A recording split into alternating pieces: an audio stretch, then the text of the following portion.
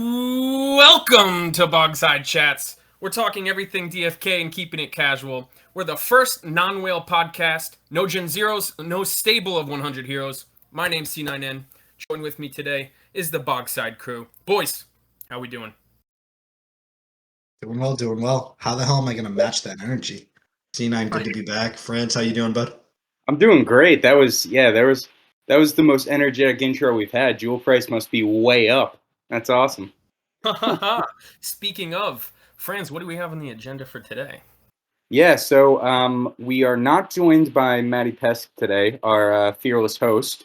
So hopefully this episode gets released because we think we're recording, but he usually takes care of that stuff. So on the agenda, we're all wild card today. We'll see. Yeah, we'll see how this goes. On the agenda today, we have a quick market update, Tavern update, and then we're going to jump into some of the fun that was released over there in Barcelona at the AVAX Summit. Barcelona. That makes me the cheerleader if he's the host, right? Yeah, we don't really know what you do, but here you are. So as long as you have your red stapler, you'll be fine. Awesome. Well, let's. Is C9 too young for that reference? Yeah, I think most people might be. We're aging ourselves. Are you kidding me? Come on. We just want a piece of cake. My pizza cake. All right, France, bring us back. Bring us back. What do we got today? Okay, so today we're talking AVAX Summit, right? What's going on, France? Yeah, so no, we're gonna start off with a little market update.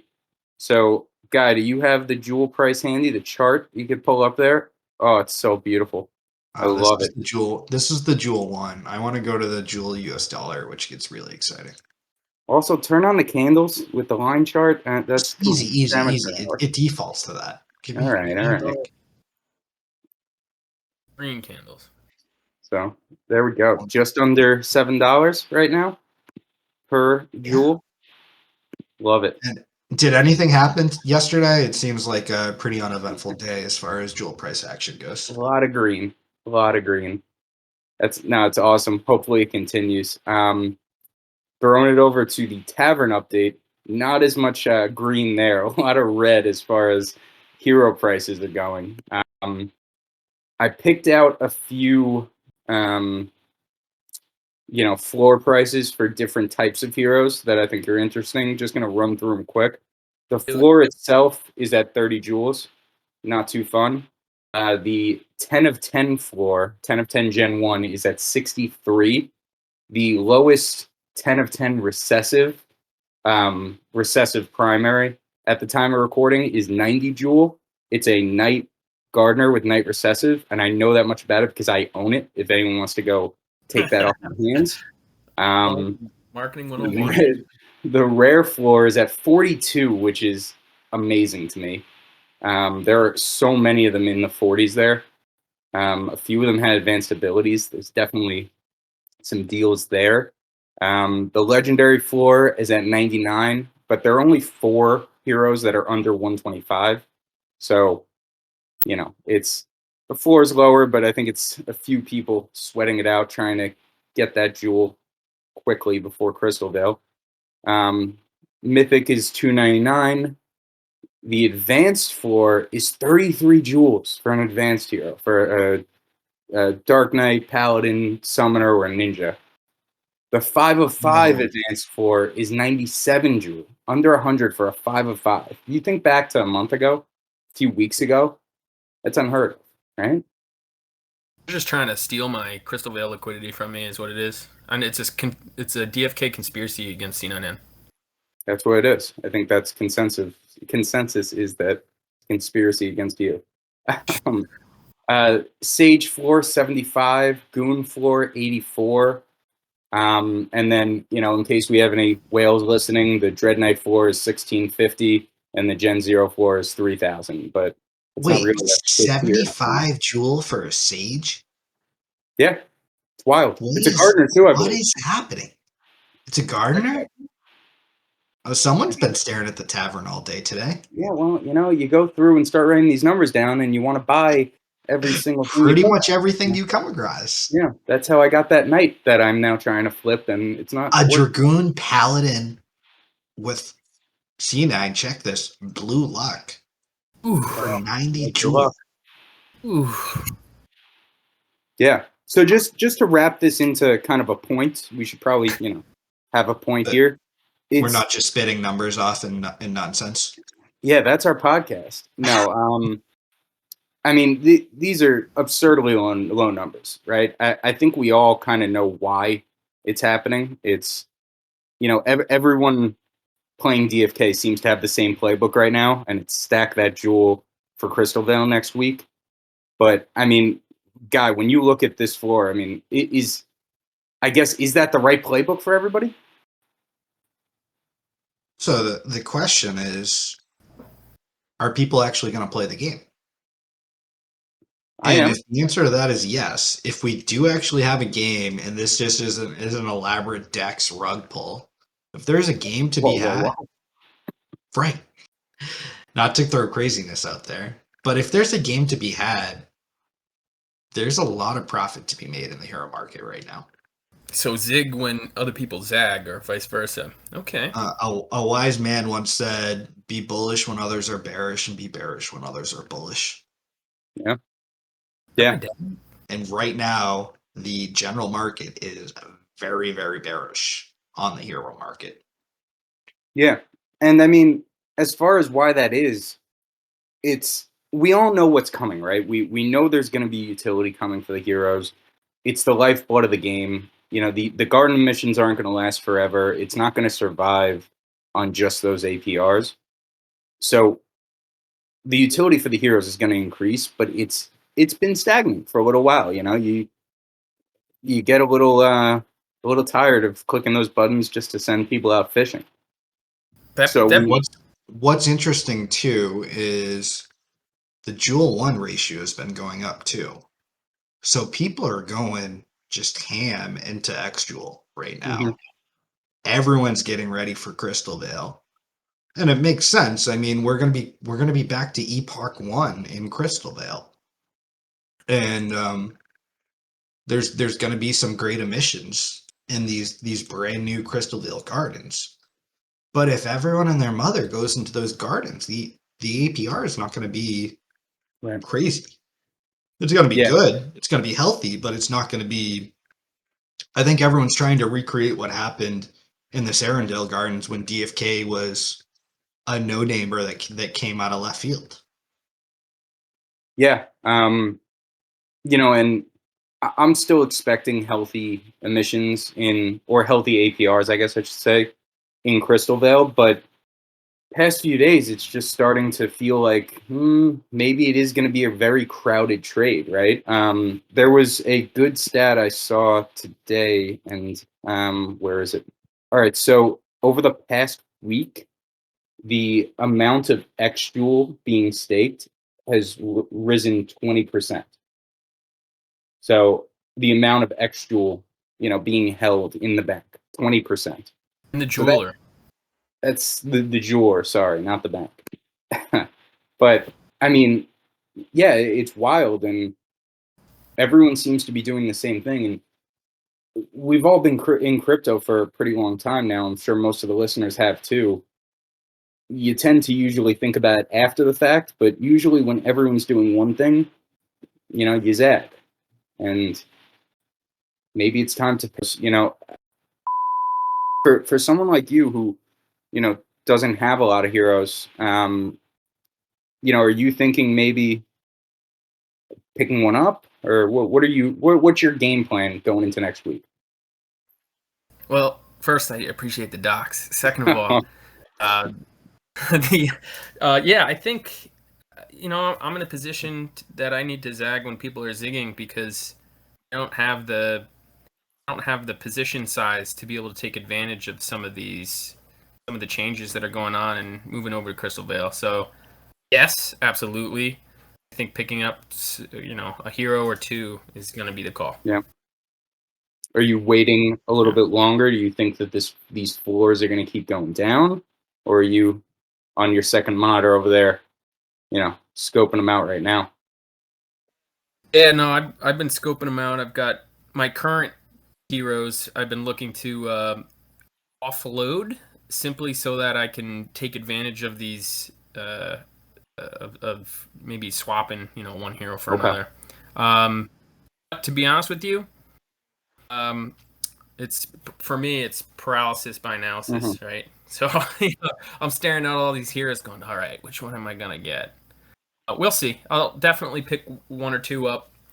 But, there's a ton of utility that they said that's going on with AVAX Summit, and so there's a lot of reason to pick another one up. Yeah. So, we can talk about this for hours, and we typically do offline, but just for the sake of time here, because there is so much to get to from that AMA, or not AMA, but I'm just used to using that term with this team. From the presentation on Tuesday, whenever it was. Guy, do you want to go into what were some of the highlights that you saw there? What are you excited about? Honestly, so I was interested to see how the team did at AVAX because that general summit is a pretty big deal, and the AVAX chain's legit. It's got a pretty healthy market cap, and there's a lot of big projects. It's not Harmony. It's not I was wondering if the DFK team was going to be the freshman team going and trying to hang out with the varsity guys, but everyone was really excited to have DFK there, and they absolutely killed it when they went and presented. So a couple of the things that jumped out at me, I really liked the Fiat Onramp. We'll talk more about that. The level gates, as far as traveling goes, is going to be really interesting too. I'm curious if there's going to be a ripple effect on level gates when it comes to land tournaments and some other things as well. Pets was they kind of did a flyer on pets, but I'm curious to see if any of those pets images jumped out to you guys. And then hero duels and combat too. Both of those are going to be really interesting, as they did kind of establish that combat will be 3v3, and they shared through the entire presentation. They shared a lot of really cool artwork too. So it was exciting to see all that kind of come together. And I've kind of been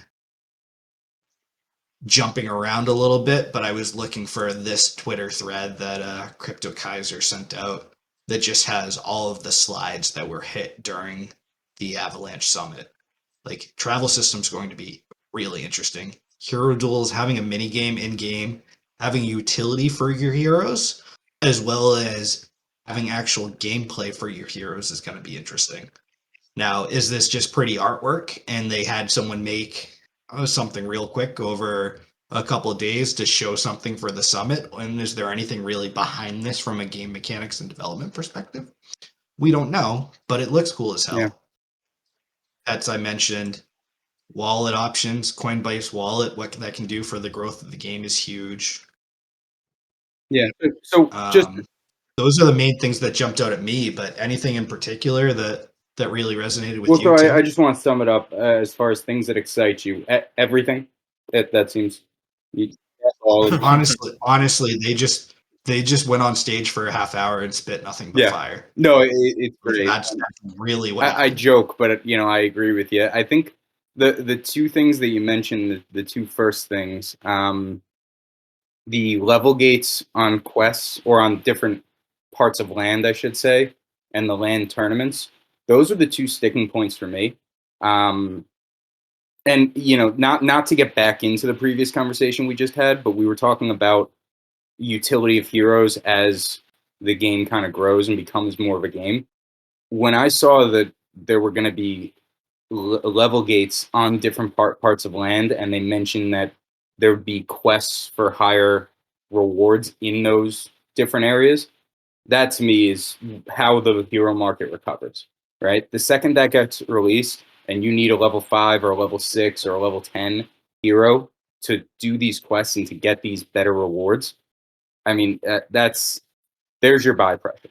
So That's really Yeah, if you've got a level 5 gate to go to these Adelan Highlands, and you need to be level 5 or better hero, and these rewards, just imagine going from, just to give you an extreme example, going from a 0.1% chance of getting an egg to a 1% chance of getting Yeah. an egg.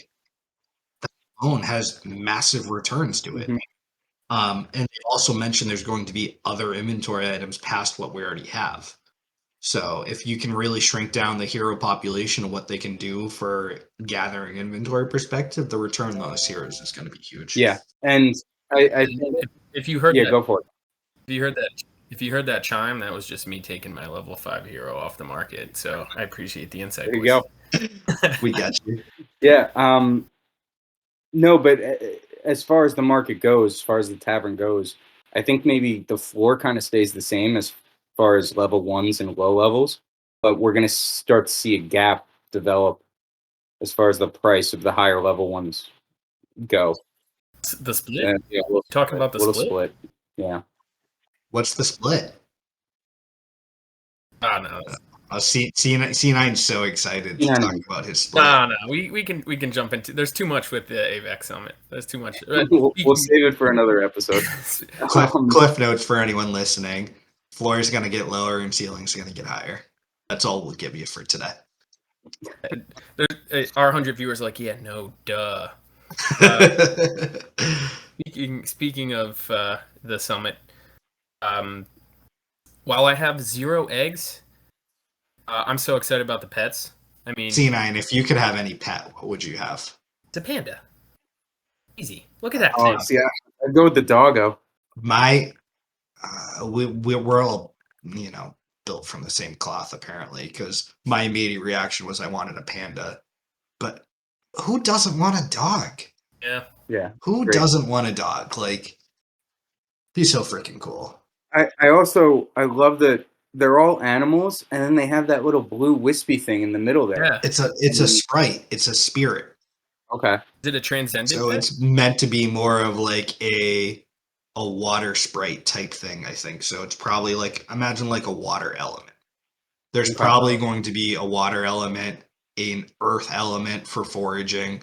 There could even be, actually, an earth element might be mining. But I wouldn't be surprised if there's a sprite for each of the Sure. professions. You can see in Yeah, I mean, the screenshot of in the summit there, right back next to the right of all the pets, you can see the grass or foraging sprite or whatever the heck that thing is. In between the fox and the penguin. I have no idea what these are. the little sprout. Yeah. Honestly, it looks like a Pokemon. Right. Well, that thing's in the profession screen. Yep. It's chilling next to the gardens there. So that one we've seen. One thing that I noticed right away, I feel like everyone is kind of down on the gray egg. Everyone thinks the gray egg is going to be the worst, and then you see the picture of the rat there. I mean, we know that's coming out of the gray egg, right? How many gray eggs do you have? I have 2. That's my highest egg count. So I'm definitely getting a rat. 2 rats. Franz the rat. Yeah. That's what we're gonna do. Yeah, and to be clear, there are going to be multiple animals coming out of the eggs. It's not going to be like gray is always rat, but it is going to be cool. They mentioned that we're going to have to travel to a set place on the map to incubate these. So it's going to be interesting to see how long we're going to have to stake these eggs before they hatch. I'm thinking it's probably going to be like a week, kind of like Perilous Journey. Something I can't see it being longer than that. Maybe it's a little shorter, but it's probably going to be more than like 20 minutes. I would expect it to be like 24 hours or something. I agree. Yeah. Yeah, I don't have an egg, so I hope it's a year. Well, what do you guys think about hero duels? So they took the grant system that they had, tried to create DFK Arena, wanted to do this whole, hey, let's create a platform that other people can use our NFTs and their little mini games and spin-off things. The community completely shredded that. And DFK Arena's turned into what looks like a really cool game. Yeah. I mean, I don't know. Is it still going to be 3-on-3? Did they say that? This is going to be a mini game. So there's Right. a combat slide and then there's a hero duel slide. So this Duels is a mini game. It's not the core combat mechanic, but this is something that, from what I've kind of read from the messaging perspective, could roll out relatively fast. Right, but so my question was, this specifically, is it going to be 3v3 like regular combat's going to be, or is this mini game going to be one-on-one? Because It's the going. reason I ask, Go ahead. the reason I ask is with one-on-one, it's kind of like I'm sure there'll be RNG involved, but I kind of get the feeling that it'd be the better hero wins. You know, it's Well, so it's 1v1, but there's 3 cards here.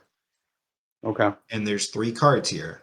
So think of your, not to keep going back to it, but think of your Pokemon matches where you as a Pokemon hero had 6 Pokeballs that you could turn in and out.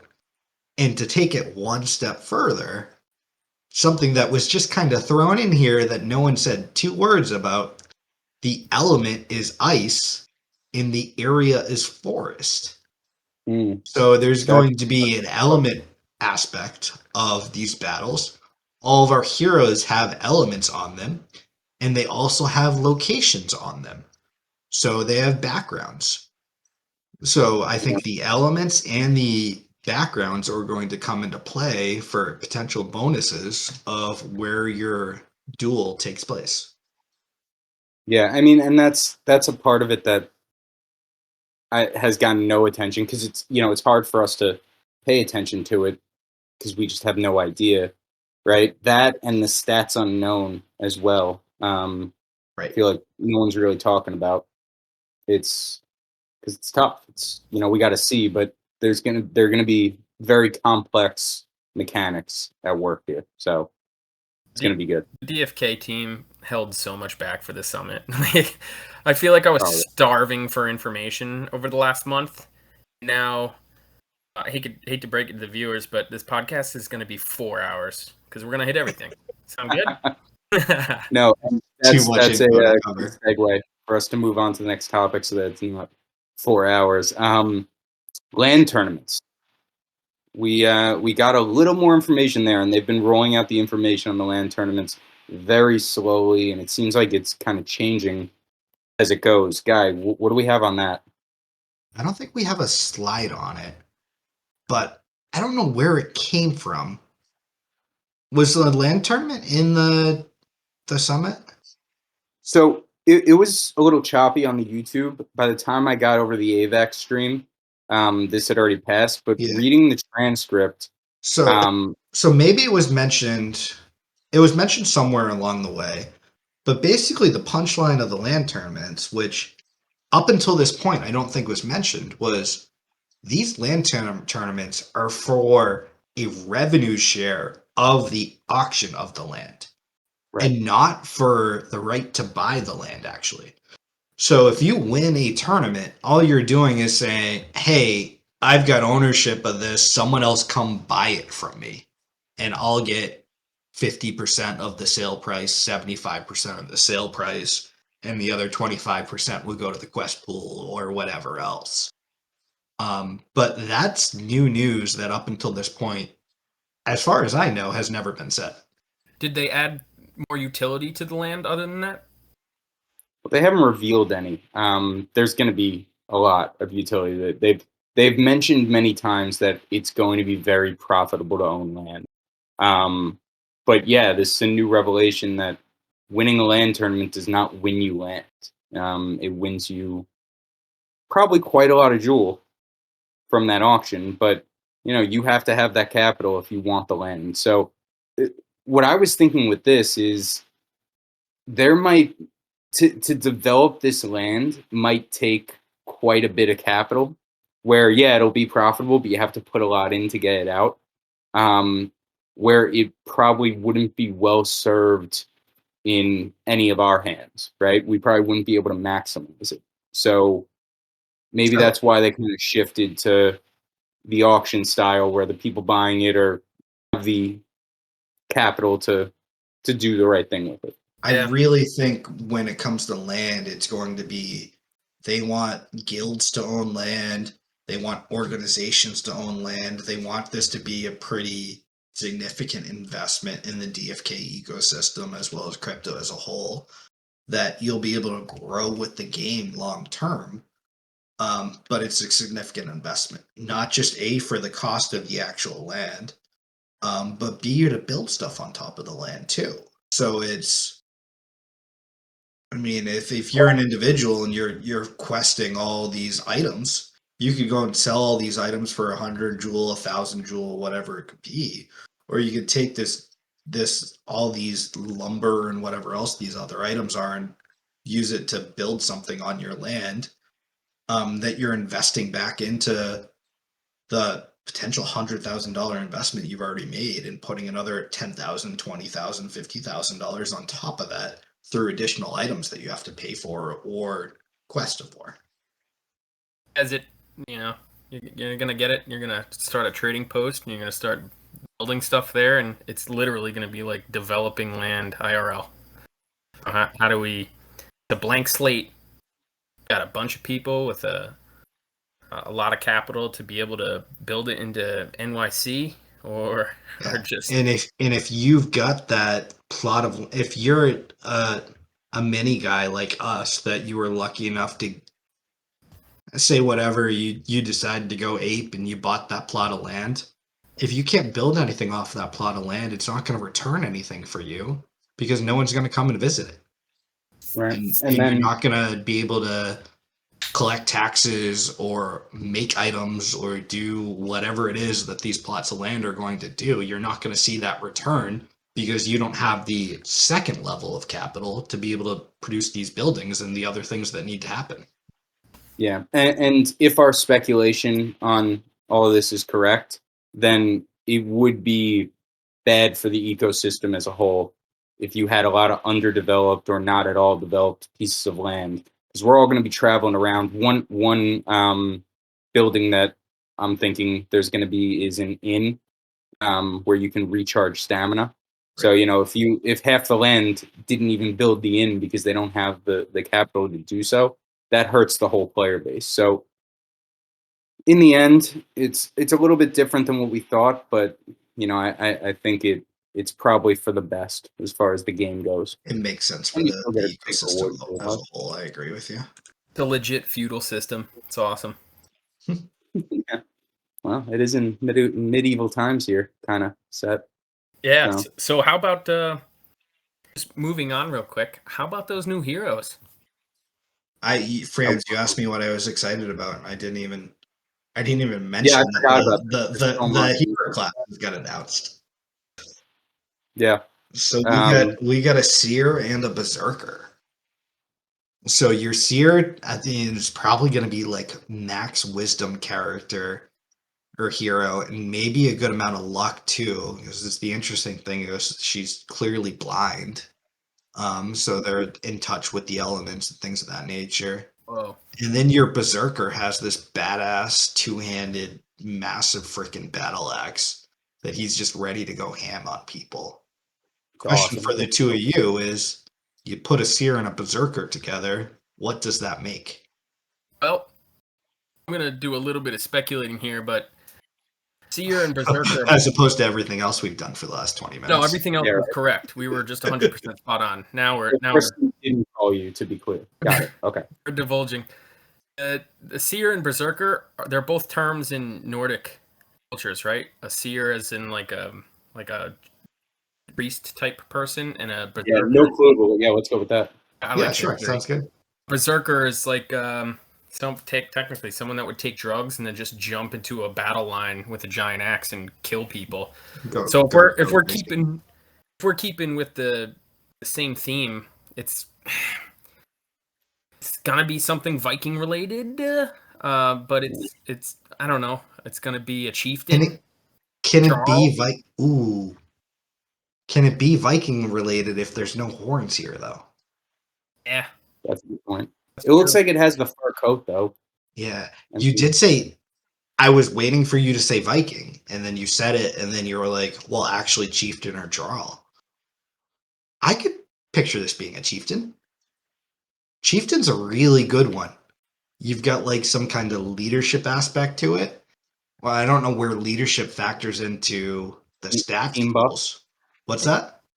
Team buffs for Yeah. your 3-man crew. Yeah, and that's the skill base, but like you think of the card of maybe so a chieftain could have like wisdom Mhm. and maybe have strength and vitality or something attached to it too. That the Well, berserker so has. wait, let's backtrack a little before we start going into the stats of the card that we have no idea about. Let's focus on the two that we have a little info on, right? Because that was something that I was thinking, like, how are they going to differentiate these from the stats of the other heroes? It makes me think that skill trees might be closer than we think because they have to differentiate these somehow. Like, you look at a berserker, what do you think it's going to be closest to stat wise out of the current heroes, and how might it differ? Warrior, knight. Warrior. I was thinking warrior as well. Maybe more strength, less dex, because they did say that dex was accuracy as well as ability to handle the weapons. So maybe it's going berserker mode. It's not really looking where it's swinging, Mm. but it's swinging a pretty hefty axe. So What do you think, Guy? what about this here?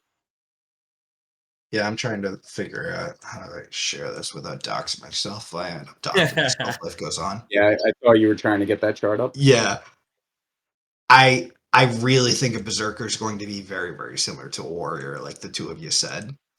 And maybe Agility, the strength. berserker goes. I think both of these are going to have high luck. As I'm thinking about it, the berserker is probably going to have lower dexterity, but it's Mhm. going to have higher luck. And then other Maybe than higher that, agility. Ninja said. maybe higher agility. But other than that, I think it's going to be pretty damn close to a warrior. But Mhm. to Franz, to your point, I think the skill tree is going to be drastically different of a berserker versus a warrior. What about the seer? We have any predictions there? I'm not sure I know what a seer is as far as It's like a shaman. It's like okay. but it's Imagine always just talking being in like, riddles.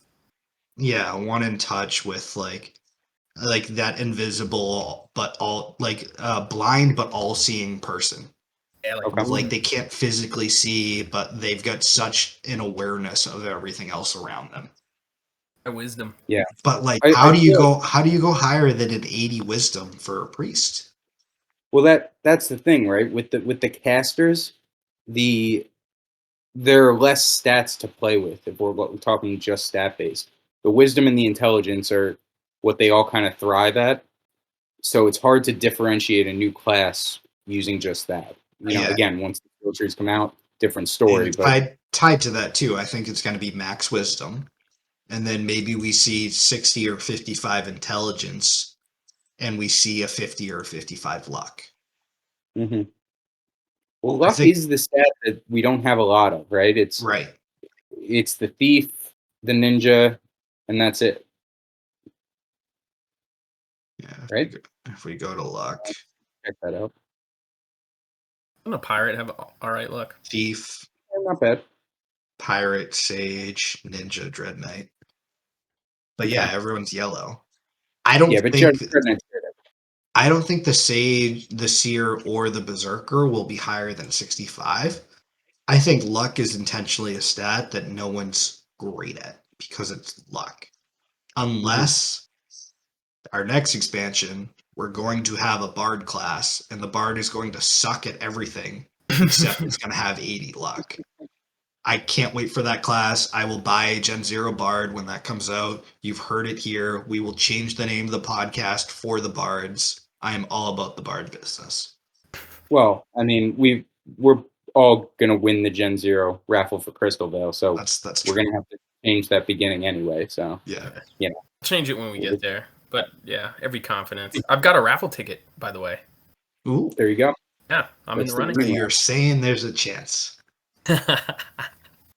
All right. So what didn't we hit on that Honestly, should? we still haven't talked about a lot. Just going through travel system we've hit, hero duels we've hit, pets we've hit, wallet options. Hey, Coinbase wallet's going to be a thing. We're going to have exposure to Coinbase, which is awesome. I don't think anything needs to be said other than that. Yeah. How about Merch. C9, you buying one of these shirts? No. Nope. I am putting I'm all going to be buying a Crystavale hat. I'll tell you that. Really? Yeah. Those are nice. The gray ones. Yeah. And I think I'm not the DeFi Kingdoms Crystavale. I'm just going to buy the one that has the crystal up. Yeah. The crystal emblem right across the middle. I also need some laptop stickers, like desperately.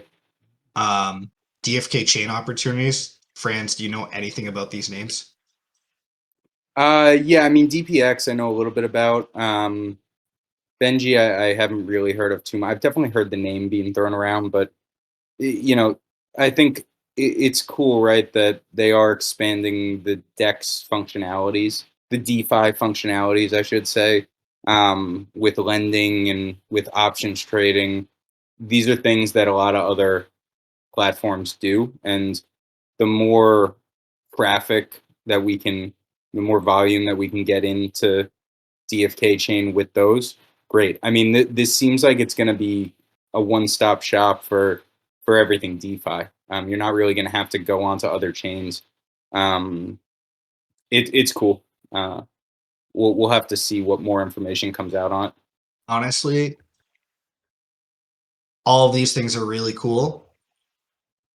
My number one concern with Duel was the same thing that's happening with the US dollar is Joule inflation is going to be through the roof over the next year.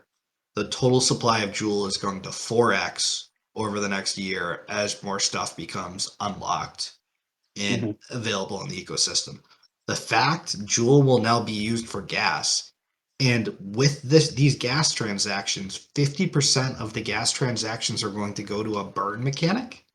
That creates a deflationary aspect of the Joule token, which means limited supply. So the total supply of Joule will go down over time, which now will create an upward pressure on the value of Joule. But go ahead, France. Yeah, and so we just want to be safe here. We don't know that it'll be deflationary. It'll be more deflationary than it is today. We don't know that it'll be net. Yeah, it's going to be net over the next year. It's going to be net positive.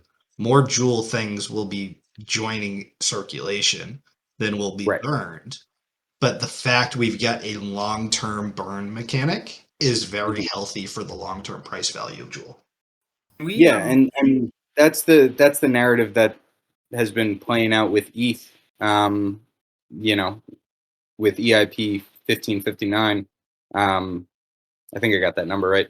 Adding the burn there. Neither C9 or I are going to correct you on it, so keep going. Yeah, it's been a while since I used to be all ETH, and now it's been all DFK. I'm forgetting all those things, but I mean, it's a positive, right? Whenever we're burning, when we're putting Joule into this floating quest fund that they talked about, it's all good stuff there for the tokenomics. I agree. Can you summarize that for the idiots in the room, please? Summarize what exactly? Everything. Or we could just move on to Outposts. It's your call.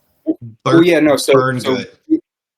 Joule being used as gas rather than 50% of all the gas used. So every time you hit a quest, 50% of that gas is going to be burned, destroyed, not put back into the ecosystem. So, but it's for Crystavale only, or they're going to start transitioning to Arendelle? Yeah, no, DFK chain only, so Crystavale only.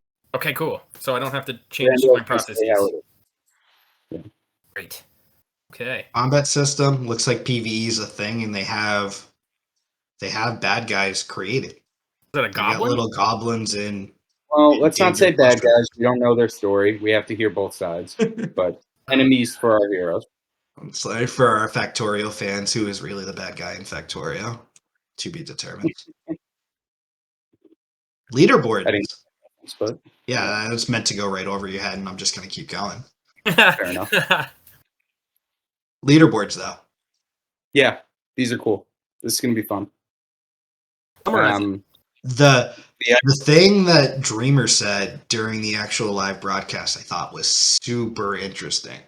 So how leaderboards are going to work is there are going to be prizes. The one that's highlighted here is if you catch the most bloaters for, hey, say for the day, the week, the month, if you catch the most bloaters today, the grand prize is 100 Joule. So that means you, the common folk who have been grinding fishers since day one, now that their fishers have a 15-20 skill level for fishing, they can catch a lot of bloaters, and they could actually win a nice little jackpot of 100 Joule. Dreamer said that there's going to be other more aggressive leaderboards that could have prize pools like Gen Zeros, which would be awesome too. But so here's a question for you. Wouldn't that lend more towards whales who can utilize the champion system to just absolutely crush fishers? Yeah, I mean, not even using the champion, they can do it themselves. They can do the champion system, whatever. But yeah, definitely, you know, people who have access to stand pots are gonna be winning these things. But you know, Guy, Matty Pesk, and myself back in the day played this game, Tribal Wars. It was not a very popular online game, but a really good one. If anyone checks it out, but they had similar daily quests, right? And you know, most days a whale in the game would win it, but there was one day that Matty Pesk kind of saved everything up and went for it that day, and he won it, and he got a nice prize for it. So I think you can see a similar thing here, where I might decide 3 weeks from today is going to be my day that I'm going for it. I'm going to save up stand pots at the two Joule a pop that they are right now, and really go after it and try to win. Save up your 15-20 stand pots for the day, and today is the day of Franz, and you're going to make a push for it. And it looks like there's going to be a first, second, third, and consolation prize. So it's like, even if one of the other whales beats you out, there still might be a decent consolation prize. Yeah. It also seems like they're going to try to add a little bit of a layer of RNG to it for leaderboards too. I thought it was super interesting that Dreamer mentioned this, but the example he gave was, hey, all the bald heroes that exist, which bald heroes can catch the most bloaters today? So the cosmetics of the cards, which we've basically been told there's going to be no utility for those cosmetic aspects, could actually get you into a filter gate for some of these leaderboard contests. Yeah. Yeah, and that's definitely going to make it easier for the smaller players to compete. And the other thing, even if it was just a straight competition, there's going to be fatigue with that from the whales as well. They're not going to be able to compete in that every day. The capital they need to dedicate to that would be astronomical, right? So I think as this goes on, there's going to be opportunity for everyone. I'm really excited for the leaderboards. Hey, more functionality is good. More functionality. Yeah. Keep trusting the DFK team. In DFK, we trust. Did I miss the Fiat Onramp, or was there no slide for that and it was just talked about with wallet options? I think it was in there. It was. It was part of the partner one, with DPX and Benji. Ramp is on there. Yeah, it's great. It's more seamless. I think we talked about them a little bit last episode or the episode before, but we've all, and I'm sure all the listeners, have tried to tell a friend about the game and had to go through the hell that is showing them how to make the RPC, and hey, first you have to go to Binance, then you have to go here, you have to switch your one, it's awful. So having an on-ramp right into Sarandale, just show up at the docks with your one ready to go, it's fantastic. It took my dumbass from like 15, when Joule was at 15, to 21 to finally figure it out and buy in. So so it's good that we finally have some sort of Fiat on-ramp. Easy. It's not going to help the timing. You'll probably still buy the top either way. You'll find a way. It's been consistent, yeah.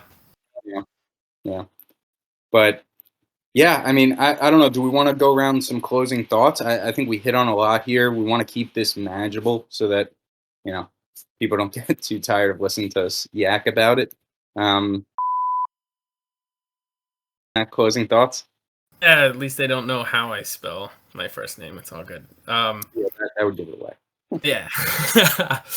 Closing thoughts. I want to see how accurate my speculation is on the Viking front. I mean, Seer, Berserker. I'm gonna push those in, and then secondly, I'm gonna zag while everybody's zigging, and I'm gonna go ahead and start purchasing some NFTs. You guys can jump over to Crystavale. Awesome. Guy, what do we got? Honestly, it's going to be an interesting week. And I'm super excited to see what the price action of Duel looks like, as well as I don't think we've hit the floor yet for Heroes, which is crazy, crazy, crazy to think about. As I just kind of sit here and do my fishing quest, and I probably got 400 gold worth of fishing quest returns just through sending my 6 heroes out. Like, Mhm.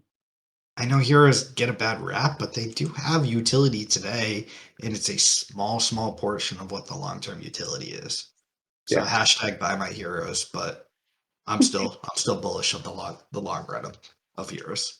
Yeah. And just to note, it's been said, but these are level 0 quests that we're doing right now. So it's anyone looking at the utility and the APR of heroes based off this, it's a little nearsighted.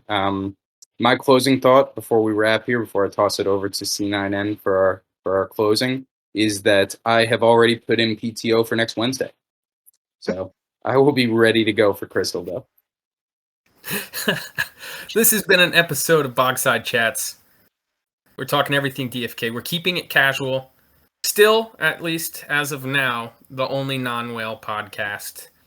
Although we've got plans to buy Gen Zero.